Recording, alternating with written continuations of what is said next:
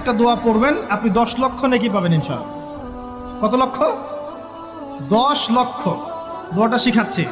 দোয়াটা হচ্ছে লা ইলাহা ইল্লাল্লাহ ওয়াহদাহু লা শারীকা লাহ লাহুল মুলক ওয়া লাহুল হামদ ইউহয়ী ওয়া ইউমীত ওয়া হুয়া হাইয়ুন লা ইয়ামুত বিয়াদিহিল খায়রু কুল্লুহু ওয়া হুয়া আলা কুল্লি শাইইন কাদির। একবার পড়লে সাল্লাল্লাহু আলাইহি ওয়াসাল্লাম এমন মানুষ ছিলেন যে তিনি একটা বাগানে ঢুকেছেন, একটা উট দৌড়ে তার কাছে চলে এসেছে, এসে গায়ের সাথে বুকের সাথে গাটা লাগিয়ে রেখেছে। নবী সাল্লাল্লাহু আলাইহি ওয়াসাল্লাম আদর করছেন, তা হাদিস স্পষ্ট সহিহ। নবীজি আদর করছেন এবং বলছেন, জানো উটটা আমাকে কি অভিযোগ করলো?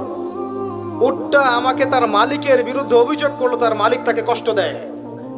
এই উটটা পর্যন্ত, একটা অবলা প্রাণী পর্যন্ত আমাদের নবীকে আপন মনে করছেন, ছুটে চলে আসছেন, আমার কষ্ট হচ্ছে, আমাকে ধরেন। চিন্তা করতে পারেন? সুবহানাল্লাহ। নবী সাল্লাল্লাহু আলাইহি ওয়াসাল্লাম যখন মসজিদ নববী নির্মাণ করেছেন, ওখানে একটা খুঁটি ছিল, এটা অনেকে জানেন। খুঁটি ছিল, যখন মিম্বর এসেছে, তখন তিনি মিম্বরে দাঁড়িয়ে বয়ান করা, খুতবা দেওয়া শুরু করেছেন। তখন ওই যে খুঁটি, ওই খুঁটিটা থেকে কান্নার ডকডক আওয়াজ শোনা যেত। ওই জড়বস্তু পর্যন্ত মুহাম্মদ সাল্লাল্লাহু আলাইহি ওয়াসাল্লামকে আপন মনে করত।